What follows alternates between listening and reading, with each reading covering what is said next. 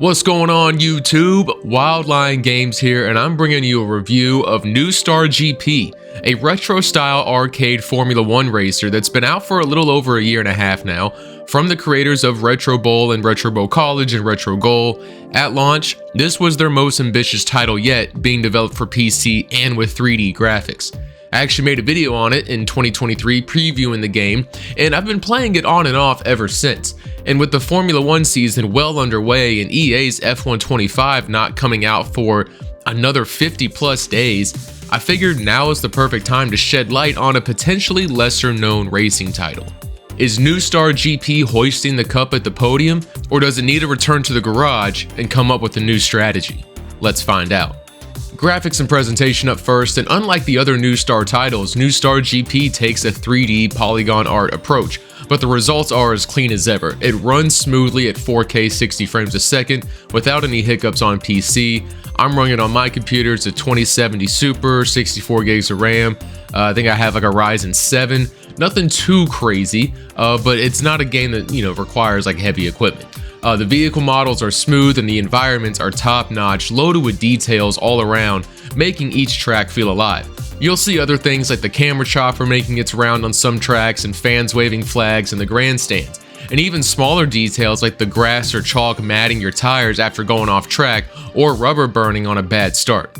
The dynamic weather looks fantastic too when the skies slowly start to change and the dark clouds come rolling in, and even after a rainstorm when you put your slicks back on, the ground is still wet in certain areas, which can cause you to lose traction if you're not careful. There are various cameras you can race with, including this ultra retro top-down view. I'm not sure why anyone would want to use that regularly, but it is there. There's also the cockpit view, which I find to be maybe the weakest part of the game in terms from like graphics standpoints, as they look pretty bland and almost like 1990s Lego World quality if you remember that game at all on the PC. Driver customization gives you plenty of options to choose from creating a unique driver or even trying to recreate a real-life driver. Even go as far as, Lewis Hamilton with the nose rings and all. And on the presentation side, it's short and sweet. It's the standard sweeping aerial views of the track and the intro. You can see the celebration on the podium after the race as well. It's enough to feel rewarding during your successes and bring life to the game without dragging on the production for too long. Sound design is up next, and it's essentially the bare minimum with no commentary, and the soundtrack is just the theme music over and over again. There's no dialogue either, and this is all okay with me, but the real disappointment is actually the race day environment sounds.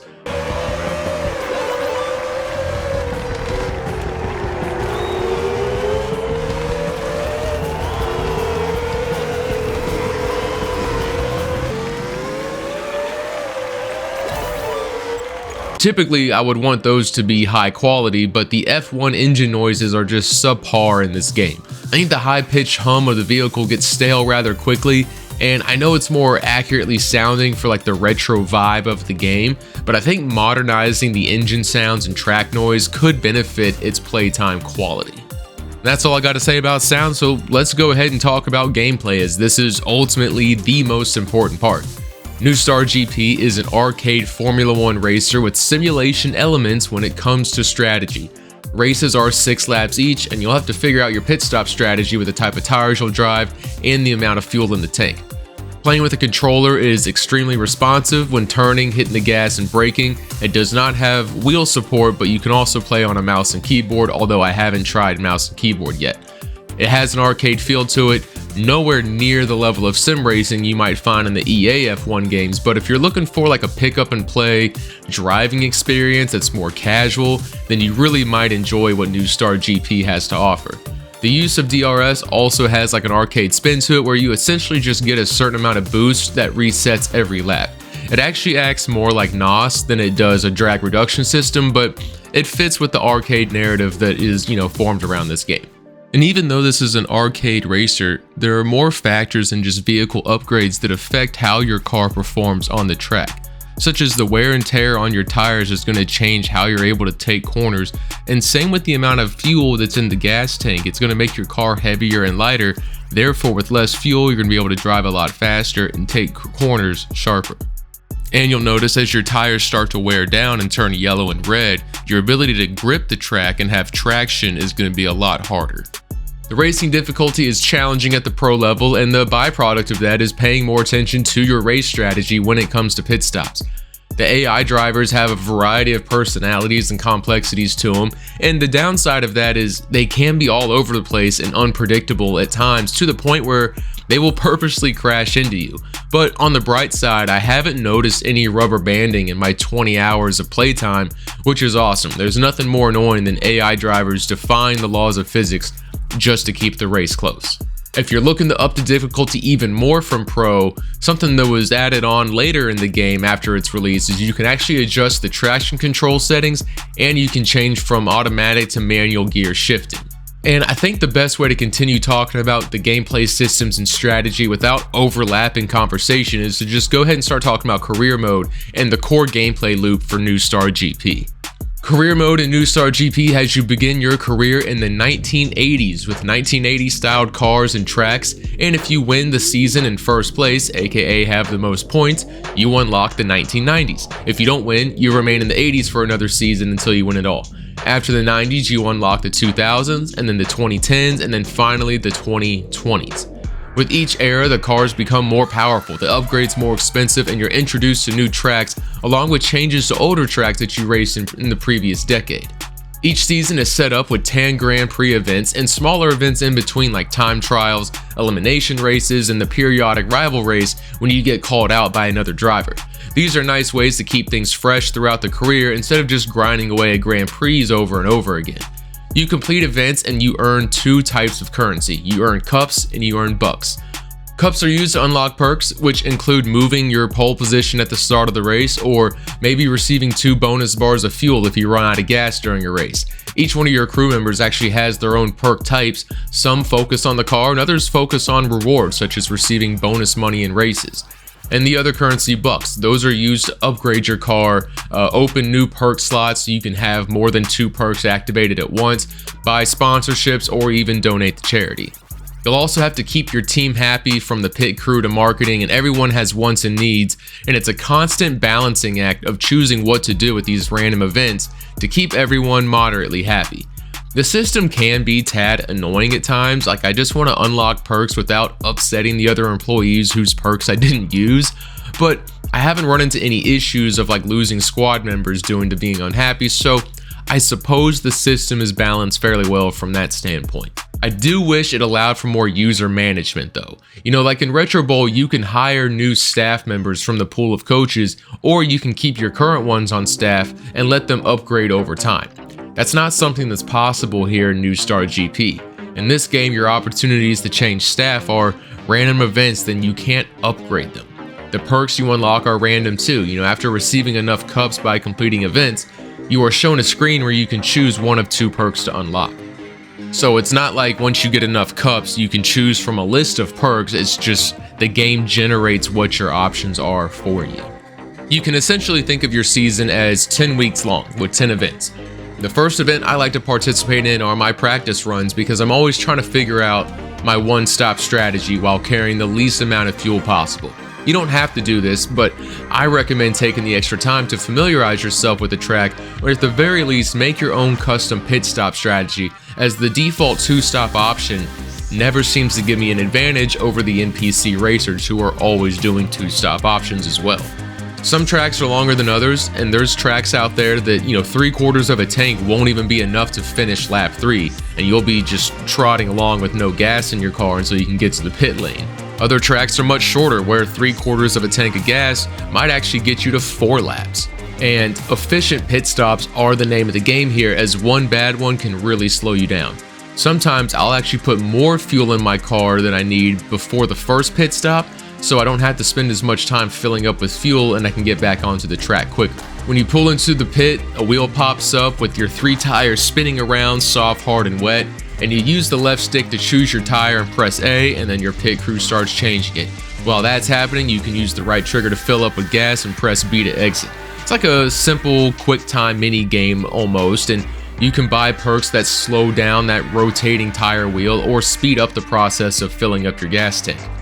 After I figure out my race strategy, I attempt, the different mini events they have for the week. Sometimes it's a time trial, sometimes it's like a reverse track direction race, sometimes it's an elimination race, and then at the end, I'll race the Grand Prix. NPC drivers have their own personalities, and you can see how they react to you on the track with these emoji icons that pop up. Driving clean will often keep everyone pretty friendly with you, but you'll usually end up making enemies with someone sooner or later. You have the ability to call them names and, stoke the fire or ease the tension when a reporter asks you about it too. Nemesis drivers are far more aggressive and will drive dangerously to prevent you from passing, while friendly drivers, they won't give you the lead, but they're less likely to fight you off of the line if you have it. There are nice little details in career mode's presentation as you progress through the decades. You'll notice computers and monitors start to fill up the garage space as you enter the 1990s and the 2000s that weren't there in the 80s. I believe all of these things that are happening help keep career mode feeling fresh throughout the years as you progress, as your best performing car in season 1 is a tractor compared to what you'll be driving in the 2000s, and the small track variations keep your mind sharp on recreating your strategy from the previous trip. Other game modes include Hot Lap, which allow you to choose a decade and a track and then compete online leaderboards for the fastest lap. For a perfectionist like myself, this is highly addictive, like time trial competition mode that I'll definitely keep coming back for in order to move up the virtual ladder. I feel great about being ranked 34th in the world on Tokyo 1980s. Not sure how those guys got under a minute, but whatever. I think Hot Lap is addicting. If you're someone who enjoys games like Trackmania or competitive time trial modes, you're really gonna like Hot Lap. Another mode is just a Grand Prix. You can create your own Grand Prix events and you can race those as one-offs, but I think Hot Lap and Career Mode are easily the most replayable attractions in this game. And again, New Star GP is great, but you have to remember it's bare bones. There's only 10 drivers instead of 20, there's no qualifying sessions, there's no vehicle tuning to help with top-end speed or cornering. So as you guys know, I rate my games on an obscure scale with no numbers and zero continuity, but instead use comparisons, and for the most time they make sense. So how do I rate New Star GP approaching 2 years after launch? New Star GP is Kimi Räikkönen. If you're unfamiliar with F1 drivers, think like Nikola Jokic of the Nuggets, right? So Kimi Räikkönen was a Finnish driver in the 2000s who seemingly came out of nowhere with very little junior kart races before going into F1, and he just impressed everybody with his raw talent.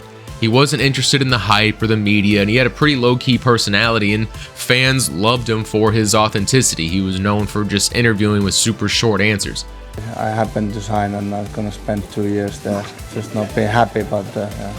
Well, Kimi, thanks for the insight. Let's No move on. How is the front wing? I don't know, you have to tell me. Okay. His off-season hobbies were just like racing other vehicles and chilling. He also won a championship.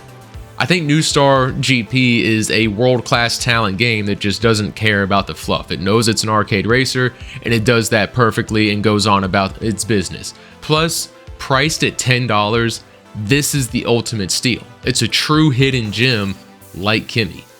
Another great thing about this indie game is it's polished and it's done. Many indie games today are early access, bug-ridden messes that are still in the process of, being trained. But New Star GP came out ready to compete right away, and it's worth every penny in this cheap price tag, especially considering EA's F1 game is $70.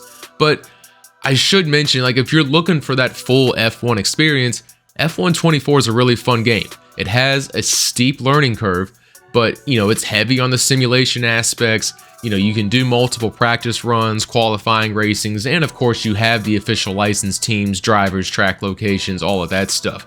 If you're worried about licensing alone, you can actually, New Star GP has like a community mod available where you can get your favorite drivers and team logos added into the game. You just have to remember that it is still an arcade game. I would call this like a session, like a turn your brain off racing session game.